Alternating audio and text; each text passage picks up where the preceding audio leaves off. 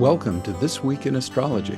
This is episode number 659A for October 2nd, 2024. Due to disruption from Hurricane Helene, I haven't had time to do my full half-month forecast yet. However, it feels important to publish this standalone solar eclipse forecast. It is October's most important astrology event and is happening today as I record on October 2nd. Thanks so much for joining me. I'm your host, Benjamin Bernstein. I record these forecasts as an audio podcast and a video, so take your pick. The video version includes detailed chart graphics, which you can also see in my written forecasts at astroshaman.com. Be sure to subscribe to This Week in Astrology in your preferred app, and if you haven't already, be sure to click the link in the show notes for 2 chances to win a free Astrology Plus session with me each month. If you're watching this on video, you might notice where is the usual cool background. In fact, what you're seeing behind me is a fuzzed out hotel room. We had to leave Asheville, North Carolina, where we live because of the hurricane. No power, no internet, no functionality. We'll get back there when services are stabilized, but right now I'm having to give you a more bare bones video version of the podcast, as well as a limited event edition. Again, I do hope to put out another episode in the next few days with the rest of the month's forecast. As of October 1st, we've got 5 retrograde planets, and the once-in-a-lifetime Uranus-Neptune-Pluto Grand Trine continues through September 6th of 2029. See details and links to all this in the show notes. So on to the single event I'll be covering here on October 2nd, Wednesday, the solar eclipse. An annular solar eclipse happens at 2:49 p.m. EDT at 10 degrees Libra. Those in prime viewing locations will see the sun as a ring of light called the antumbra. However, this ring will only be visible from Easter Island, a small area near the southern tips of Argentina and Chile, and the north of the Falkland Islands. My guess is you're probably not there. The only other ideal viewing locations will be out to sea on the Pacific Ocean. Fortunately, you won't need a great view to work with this eclipse's life-affirming opportunities. Let's start with the basics, considering this lunation as a Libra new moon. Any Libra new moon is great for new beginnings in relationships. You can make new connections or pour fresh energy into existing relationships of all kinds. You have a similar opportunity with your creative projects. This new moon is great for starting something new or energizing artistic products you've already started. Libra energy also supports creating any kind of beauty in your personal life and environment, as well as appreciating the creativity of others. Because this is a solar eclipse, its effects will be significantly stronger than a normal new moon. They'll also last longer. While the effects of a new or full moon last 2 weeks, eclipse energies endure for at least 6 months. Aspects. This solar eclipse contains 3 aspect patterns, 2 T-squares and a Thor's hammer. But since I feel all the aspects working as a team, I will interpret the aspects together. For starters, the sun and moon are only about 3.5 degrees from the south node of the moon. This is a tight conjunction which strengthens the eclipse effects. The south node represents the talents and abilities you develop during your lifetime, as well as trauma your soul hopes to heal during this incarnation. Either or both of these buckets could be catalyzed by this eclipse.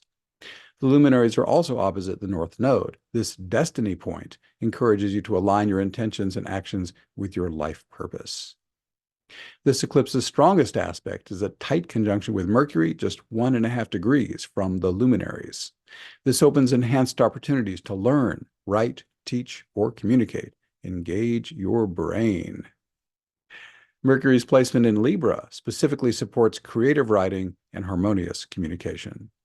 Another important eclipse aspect is a tight Uranus sesquare. This 135-degree minor hard aspect is also called a sesquiquadrate or sesquisquare. Try saying all those aspect names 3 times fast. I'm not even going to try. As the only outer planet aspecting this eclipse, Uranus wields outsized influence. He encourages you to embrace your authentic self internally, then express it to the outer world to the greatest extent that serves highest good. Uranus also rules intuitive hits. These pop in from your higher self and are the most accurate and helpful guidance a human can get. Finally, serve others with your special talents and abilities you most love to use. Uranus can bring sudden and unexpected paradigm shifts, such as having to leave your home because a hurricane hit your area. These can improve your life in surprising ways if you work with them skillfully. Uranus rules everything that's unconventional and cutting edge. Seriously consider outside-the-box possibilities, even if they seem radical at first. All the great breakthroughs have always seemed that way, haven't they? Relationships are usually the first Libra keyword people think of. This theme gets additional reinforcement from two other planets. First, we have a loose conjunction joining the luminaries and Juno. She's the asteroid goddess who rules all types of committed partnership. The second relational aspect is a strong semi-sextile with Venus. She rules Libra and also has relationship as her most common keyword. Given the strength of this theme, you might find it helpful to imagine your relationships in three buckets. Start with the relationships that are obviously supportive and positive. Is this a good time to take any of them deeper or expand them in appropriate ways? Toxic relationships are on the other end of the spectrum. Is this a good time to completely cut off contact with overwhelmingly negative people, or can you at least minimize contact? Finally, there are mixed bag relationships. You never know whether they're going to make you feel great or turn you into a train wreck. I've done over 10,000 client sessions as an astrologer, shamanic healer, and life coach. After hearing so many people tell me about their relationships, I've concluded that the more of the following four factors are present, the greater your chances of harmonizing a challenging relationship. Both people have a strong desire to heal the relationship. Then, you're using a formal relationship healing method with a proven track record when needed. My favorite is called nonviolent communication. You can Google that or click the link in the show notes. Both people take responsibility for their own emotions. This is the third one. They understand that the other person can only act as a catalyst and cannot force them to feel a certain way. Each person, finally, is actively doing their own emotional healing work outside the relationship container. They might be working with a therapist or healing practitioner, or might be using a fast and easy DIY tool, such as my free healing invocation. That is linked in the show notes.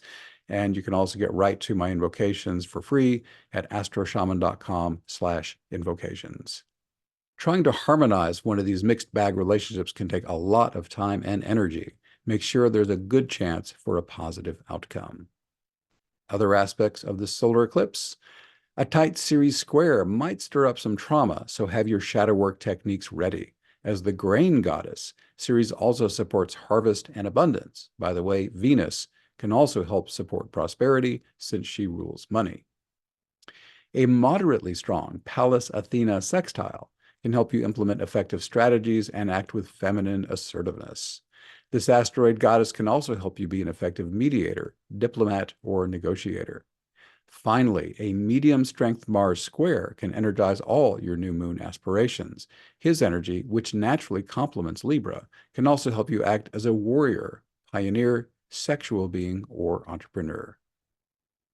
I've just given you the eclipse themes that affect everyone, but how does this eclipse specifically light up your horoscope? What challenges and opportunities are most likely for you individually? How can you most skillfully partner with the energies of today's solar eclipse, as well as September's potent lunar eclipse, to lift your life to the next level? You have plenty of time, almost 6 months, to work with these eclipse energies.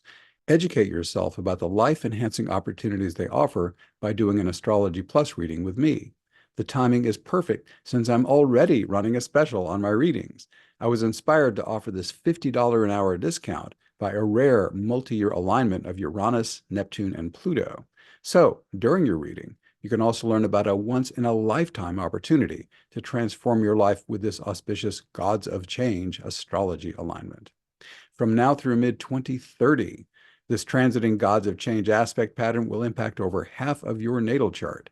Any planet or sensitive point between 0 and 15.5 degrees of any sign, or between 27 and 29 degrees of any sign, will be lit up by these monumental astrological forces. Right now, Uranus and Neptune are also firing up your chart between 24 and 26 degrees. For many people, these will be the most impactful astrology transits of their entire life. No joke. These winds of change are already here and getting stronger. Do you want to be blown around like a plastic bag, or do you want to proactively partner with the planets to co-create your most wonderful life ever? I strongly recommend co-creation. To make the best of this extraordinary opportunity, you'll need to know when the outer planets are stimulating your sensitive natal planets and points, and you'll need your astrological symbols and archetypes explained in plain English. This will tell you which areas of life to focus on to reap the greatest benefit and when to do it. Please consider having me do this for you. As I mentioned earlier, I've done over 10,000 astrology readings for a global clientele, and I've won 3 Best Astrologer Awards. I have over 100 5-star Google reviews, too. To make your reading even more helpful, I'll also tell you about any other transiting planets significantly affecting you. And I'll give you any important insights from other astrological movement systems, such as secondary progressions, solar arcs, and solar returns, all explained in plain English, of course. And, as I mentioned earlier, I'll also describe how you can best use the September and October eclipse energies for about the next 6 months. The September 17 lunar eclipse was the strongest eclipse of the year, mainly because it aligns with those 3 outer planets. And you just learned about the special power of the October 2nd solar eclipse. Finally, if it's the best use of any remaining time we have, I can also guide you in experiential processes that might include spiritual awakening, healing, and more. And as I mentioned, I'm running that special on my Astrology Plus readings. For a limited time, you can save up to $150. I suggest you prepay your reading now. This will let you lock in these special low prices before they expire. Then you can schedule your reading at your earliest convenience. For example, 1 hour, usually $199, is only $149 for a limited time. A 90-minute standard reading, usually $299, is only $222. And you can save even more, up to $150, if you choose a 2 or 3 hour reading. Click the link in the show notes to learn more, or go to astroshaman.com/special. Once again, that's astroshaman.com/special. I look forward to helping you maximize the extraordinary benefits of this once-in-a-lifetime opportunity. I will write and publish the rest of the October 1 through 15 forecast as soon as I can. As a teaser, I'll tell you about Jupiter turning retrograde, Pluto going direct, and lots of powerful aspect patterns, including a rare and magical Star of David, also called Grand Sextile, with all 3 gods of change. Thank you for being here. Once again, I'm Benjamin Bernstein with astroshaman.com. I wish you infinite blessings as the stars light your way.